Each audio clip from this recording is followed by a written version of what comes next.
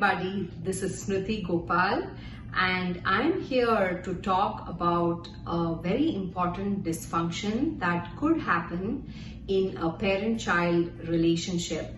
It could happen in any relationship, but what I'm talking about today is the one that happens in a parent-child relationship, and that dysfunction is called enmeshment. So let's try to see what is enmeshment and how you can identify if that is there in your parent-child relationship. So how do you know you are enmeshed with your child? Or vice versa, your child being enmeshed with you, which is most likely going to happen if the parent is enmeshed with the child.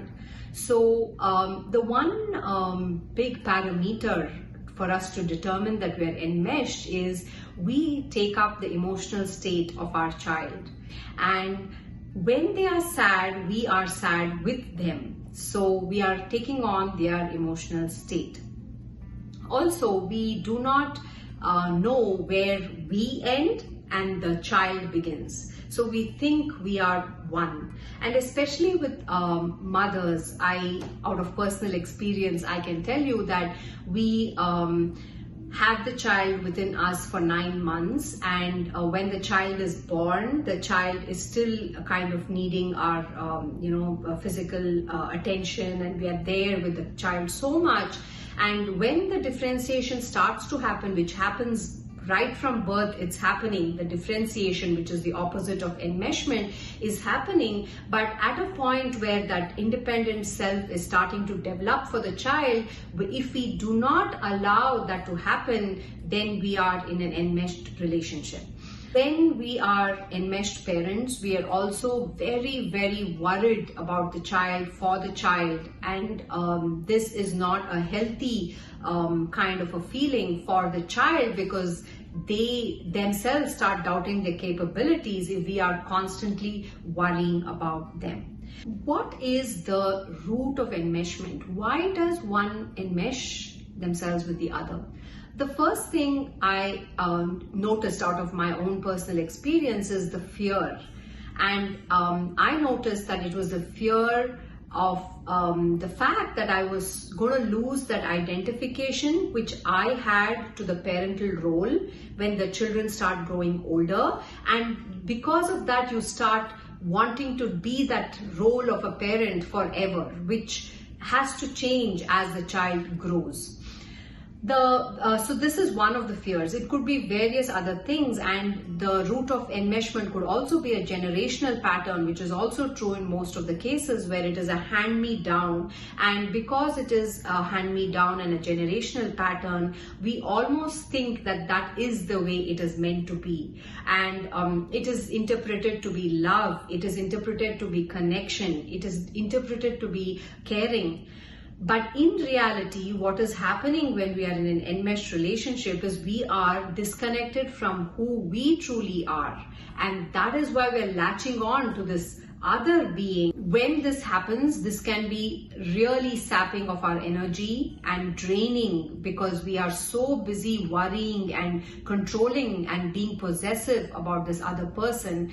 And this can also cause a lot of anxiety, because our emotions are so webbed and enmeshed that anytime the child is feeling sad, we are getting into it, and vice versa, and this causes a lot of anxiety. I want to give you here certain parameters where you can find out if you're an enmeshed parent. So how do you know that you are an enmeshed parent?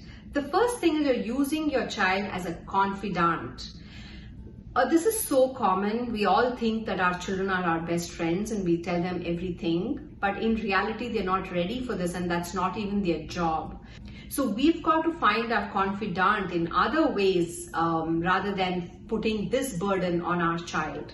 We become very possessive and controlling, because obviously you don't want the child to be sad, since when the child gets into a state of sadness or suffering, we get into it and we are preventing ourselves from getting into that. And that's why we are possessive and controlling the child, so that we don't have to face this kind of feeling within us. Are you always worried and anxious about your child?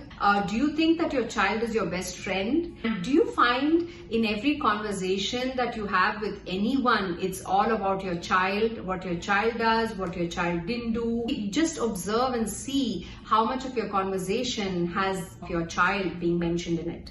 Do you want to know everything about your child? Are you in fear for your child? And also, when you are sad, is it only your child that makes you happy? If you feel that you have answered yes to most of these questions, then it's time to look into your parent-child relationship and see where enmeshment is playing its part. And also it's time to disentangle, because if not, we are throttling ourselves and our children, because our energies are going to get drained, and we need to release both ourselves, the individual selves, to be who we truly are in our own unique ways. Let's talk about how do we disentangle. The first and foremost thing to do when you are in an enmeshed relationship is to become aware. Like I said, we are all thinking we are in love with our children, we are caring for our children, and in the name we are controlling, being possessive and completely enmeshed with them, and we don't let them go. After becoming aware of this, it immediately does not transform itself. We've got to do certain things. So going on an inward journey was something that helped me. What does that mean? Going on an inward journey is to go within and to find out who I truly am. And some of the ways that could help you do this is meditation, journaling, yoga, breath work. Any of these things are connecting you to your awareness, and you find out that connection to who you truly are, and that way you're able to see who your child truly is, and therefore remove this entanglement, disentangle. Once you connect to yourself, then you realize that you have inner space and the outer space, and therefore you give that space to your child as well to differentiate and become who they truly are.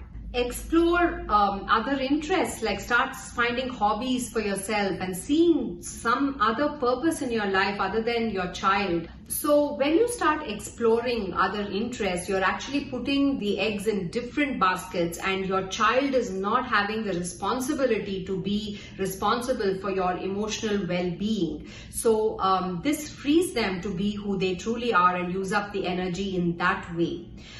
The other most important thing which I have noticed is when we are so dependent on our children, we've got to look at our other relationships. How are our other relationships, especially the relationship with our partners? Does it need work? Maybe that's where we need to spend more time and try to get the connect with the partner and let the child go and become who they truly are. So we have so many roles that we play in our life, and sometimes there is an imbalance in these roles. So we start being more of a mother and less of a partner.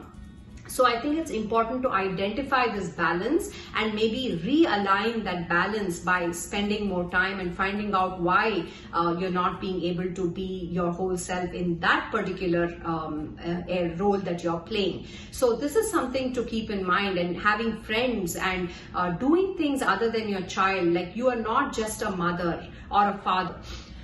You are a parent, that's just one role that you're playing, but there are so many other roles, and putting yourself equally in all those roles will free the child to be who they truly are. The most important part of an enmeshment is setting boundaries. We set our boundaries, the child most importantly sets their own boundaries, and even more important than that is for us to respect the boundaries that our children set. And the reason why they're setting those boundaries are because they're differentiating and finding out who they truly are, what their likes are and what their dislikes are, and saying no is a part of this differentiation. So allowing that to happen so that the growth can happen within the child is extremely crucial. Differentiation, which is the opposite of enmeshment, is a lifelong process. So we are going to have to start freeing the child in increments as and when the readiness is seen in the child.